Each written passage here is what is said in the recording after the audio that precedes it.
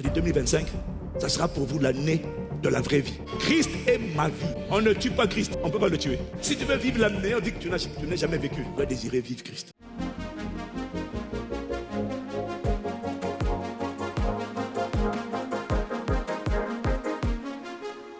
D'ailleurs, je pourrais vous dire, en fait, Dieu m'a déjà dit une chose. 2025, on ne va pas dire l'année de la prospérité, l'année de l'abondance. Non, ce n'est pas vrai. On dit 2025, ça sera pour vous l'année de la vraie vie. Vous allez vous débarrasser de vos fausses vies là. L'année du... Dieu est d'accord pour le mariage, Dieu est d'accord pour les finances, Dieu n'est pas contre ça. Mais ce n'est pas ça la vraie vie. C'est pas ça la vraie vie. La vraie vie peut être dedans, mais ce n'est pas ça la vraie vie. C'est pas ça. Non. La vraie vie, c'est Christ. Christ est ma vie. C'est-à-dire qu'on doit voir, vu le niveau de ténèbres qui s'annonce là pour 2025, il faut que 2025 rencontre en toi le Christ. Le Christ formé, révélé, manifesté à travers moi. Et ce Christ-là, tout seul, il a semé. Il était un cauchemar pour le diable il y a 2000 ans. Et il sera un cauchemar pour cette génération de démons, pour les pharaons, les Nabuchodonosor, les Hérodes. Un cauchemar, non pas un, des cauchemars seront manifestés. On ne tue pas Christ, on ne peut pas le tuer. Les gens qui meurent prématurément, c'est parce que Christ n'est pas formé. Tant que Christ n'est pas formé, c'est toi qui es en danger. Il faut le laisser s'exprimer en toi. C'est ça ta vraie vie. Quand il est formé, on ne peut pas le tuer. C'est lui qui décide, ok, maintenant j'ai fini, je m'en vais. C'est pour ça que chaque fois qu'on a voulu le pousser au bord d'un précipice, on voulait le lapider, il disparaît. On le pousse pour le faire tomber, pour le jeter au bord d'un précipice. La Bible dit soudainement il passait au milieu d'eux et puis il est parti. Tu vas passer au milieu de tes ennemis, tu vas passer au milieu de tes adversaires, tu vas passer au milieu. On ne comprendra pas comment, mais on ne comprend pas.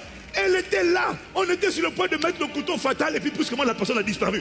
Tu vas disparaître des écrans radars sataniques. Tu vas disparaître. C'est un mystère, on ne comprend pas. Lui, c'est comme Paul, ils l'ont lapidé. Et puis pensons qu'il était mort. Et puis, quand il tourne le dos, c'est bon, on l'a eu. La Bible dit, Paul se relève. Tu aurais pensé qu'il aurait pris 1 mois d'hospitalisation. Non, il se lève. Le lendemain, il continue d'aller annoncer l'évangile. Mais comment? Mais il n'est pas blessé. Mais comment? Il n'est pas tuméfié. Il n'a pas de brosses partout. On ne sait pas ce qui s'est passé. Mais moi, je peux te dire ce qui s'est passé. La loi de l'esprit de vie en Jésus-Christ l'a fait triompher de la loi du péché et de la mort. Et la Bible dit, et c'est Paul qui a dit lui-même, il a dit, si l'esprit de celui qui a ressuscité, Romains 8, verset 11, si l'esprit de celui qui a ressuscité Jésus notre mort habite en vous, celui qui a ressuscité Jésus notre mort rendra la vie à vos corps mortels par son esprit qui habite en vous. Une vie va sortir de l'intérieur. Et je prie que cette dimension soit notre partage à tous. Si tu veux vivre l'année, on dit que tu n'as jamais vécu. Tu dois désirer vivre Christ. C'est pas vivre le mariage, vivre le travail, vivre c'est pas ça, c'est Christ. Mais quand on vit Christ, on vit par l'esprit. Et quand on vit par l'esprit, en fait on ne galère pas. Parce qu'il donne toujours une directive. Il jette le filet ici. Oui, mais il n'y a rien là. Il dit t'inquiète pas, jette le filet. Tu jettes le filet, ouf, l'abondance. Dimension d'abondance, là je sens que ça va être pour quelqu'un qui dit Amen comme le tonnerre. 2025 ne va pas ressembler aux années passées. 2025 sera une année de confrontation spirituelle intense. Le signal a été donné en 2024 à l'événement que tu connais. Une rôde a été relâchée. Une mission a été planifiée. Et maintenant, on vient d'apprendre. On vient d'apprendre maintenant qu'il y a un pays là, je ne sais pas lequel, où ils ont dit, un pays qui normalement est financièrement asséché, hyper endetté. Et les experts médicaux de ce pays-là ont dit qu'ils veulent faire passer une loi pour qu'à partir de 16 ans, les gens, ils n'ont pas pensé à ça. Mais on vous dit, on vous suggère ça. Vous savez que vous pouvez maintenant changer de sexe. C'est financé par le système de sécurité, le système de santé. Il n'y a pas d'argent, mais on est prêt à augmenter le plafond de la dette et de s'appauvrir, le pays. Juste pour vous, vraiment, tous ceux qui veulent changer de sexe à partir de 16 ans, allez-y. Mon Dieu n'a pas pensé. Si, c'est une bonne chose. C'est pas mal, ça va vous faire du bien. Ça va vous aider, ça va. Est-ce que c'est un besoin? Est-ce qu'on te dit que c'est un besoin? Non. C'est une minorité qui dit que comme nous, on est comme ça, on veut que tout le monde devienne comme nous. C'est un pays quelque part là dans le monde. C'est un pays, non, faut pas dire ça, je ne sais pas où. C'est un pays, ils ont décidé ça. Et ils ont dit que si les parents s'opposent, ils vont signaler les parents. Il y a des David qui ont dit je ne donnerai pas à l'Éternel ce qui ne m'a rien coûté. Ils aiment le mot sacrifice parce qu'ils veulent le feu. Parce qu'ils savent qu'il y a une confrontation spirituelle. Et être chrétien ne suffit pas. Parce que ça ne suffira pas. C'est une question de règle d'engagement. De niveau d'émission de la puissance. Les satanistes, les occultistes, tous les gens qui sont dans les trucs bizarres là. Eux, je te fais une promesse. ils offrent pour toi des sacrifices. Mais quand c'est toi, ils disent non, vous ne donnez rien. Et c'est ça qui fait que les gens sont dominés. C'est ça qui fait que vous priez et puis vous avez des gens dans les familles. Oh, mais pourquoi le grand-père là, le tonton là, il meurt toujours pas? Et lui, il dit non, dans vos églises, on vous vole.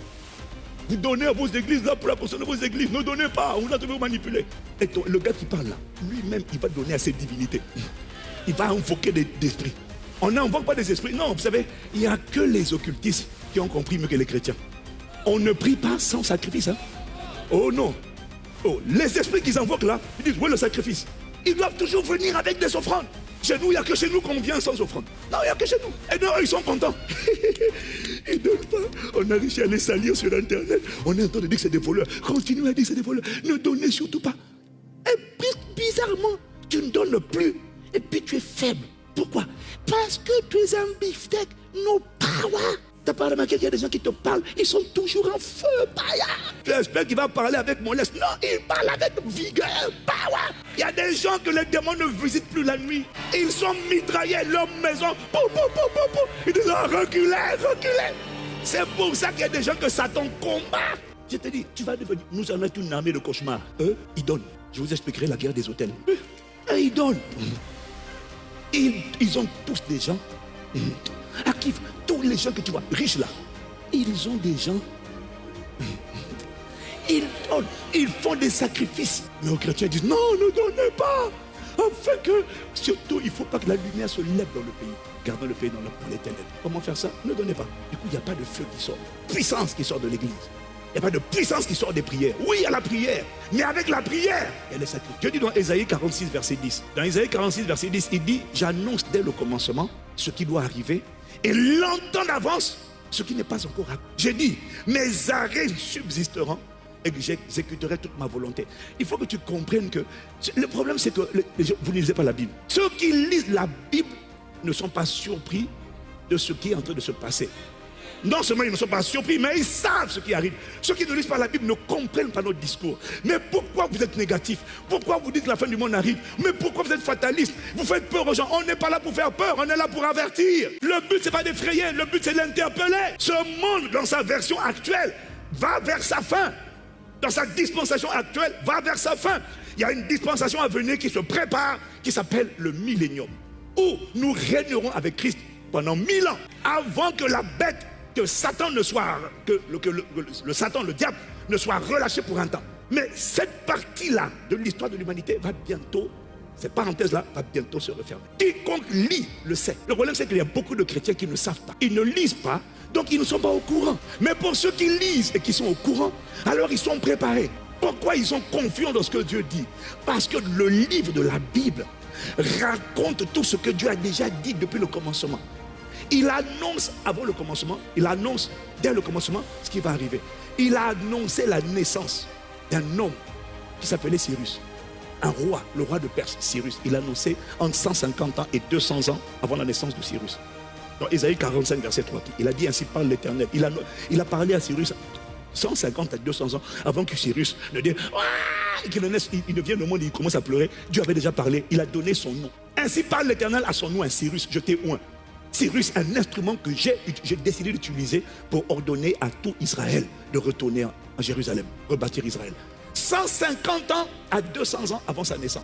Il a utilisé un homme appelé Ésaïe pour annoncer 700 à 740 années avant la naissance du Messie. Il a déjà annoncé, Ésaïe a annoncé que une vierge va enfanter. 700 ans avant, entre 700 et 740 années avant, il a annoncé qu'une vierge va enfanter. Et que la personne qui va enfanter là, on va l'appeler Emmanuel. Dieu est avec nous. Il a déjà annoncé que la personne là ne va pas venir avec une religion sur la terre. Non, il a dit qu'un gouvernement, la domination, reposera sur ses épaules. Il va transporter, emmener dans son époque et dans sa génération, emmener sur la terre, Misra en hébreu, ça veut dire le gouvernement, la domination reposera sur ses épaules. On l'appellera admirable conseiller, Père éternel, prince de paix. Il a annoncé 700 ans. Ésaïe a vu la crucifixion, il a vu la naissance, il a vu la crucifixion de Jésus 700 ans.